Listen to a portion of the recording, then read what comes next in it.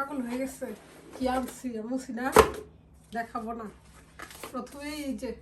কি দেখো থাইল্যান্ডের আম দেখো না এমনি এমনি কাটে এভাবে কেটে আজকে খাবো ও কালারটা সুন্দর আমি ভাবছি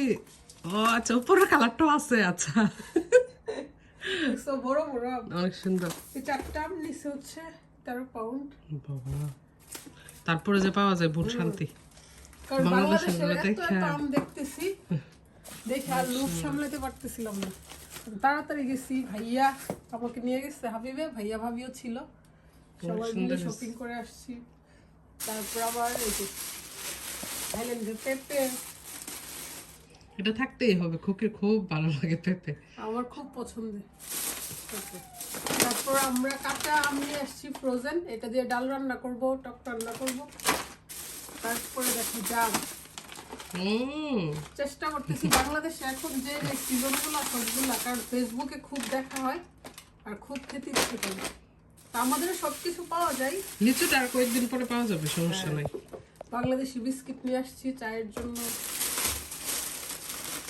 হচ্ছে এটা হচ্ছে রুফি রাদিয়ার খুব পছন্দের আর নুহার জুথি আমার জুথি শুভ আমাদের সবার খুব চায়ের পছন্দের সাথে। রুফির পাপা অবশ্য তো লাইক করে না মিষ্টি আর এই যে মাংস নিয়ে এসছি তারপর কলিজা নিয়ে আসছি এগুলো এখন রান্না বান্না করব আমার তো এখনই খাবো অবশ্য লাগবে আম জিনিসটি লোভনীয় হ্যাঁ আম লিচু কারণ আমরা বাঙালিরা হচ্ছে যতই ফ্রুটস খাই এই আম জাম কাঁঠাল এগুলো হচ্ছে আমাদের সবচেয়ে পছন্দের ওইভাবে কাটতে হবে তো খুকি মাঝখান দিয়ে স্লাইস করে ছোট ছোট অনেক মিষ্টি